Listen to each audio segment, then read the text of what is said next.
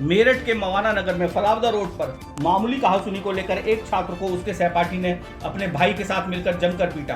पीड़ित छात्र का नाम अजीम पुत्र सलीम निवासी मोहल्ला तिहाई है और वह फलावदा रोड पर कृषक इंटर कॉलेज का छात्र है। बुधवार को क्लास में अजीम व सहपाठी दानिश के बीच किसी बात को लेकर विवाद हो गया।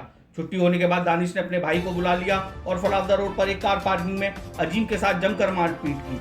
यहाँ तक कि उस पर चाकू से भी वार किए, लेकिन गनीमत रही कि उसे गंभीर चोट नहीं आई। घटना की वीडियो सीसीटीवी कैमरे में कैद हो गई है। गुरुवार को पीड़ित छात्र परिजनों के साथ थाना मवाना में पहुंचा और नामजद तहरीर देकर कार्रवाई की मांग की।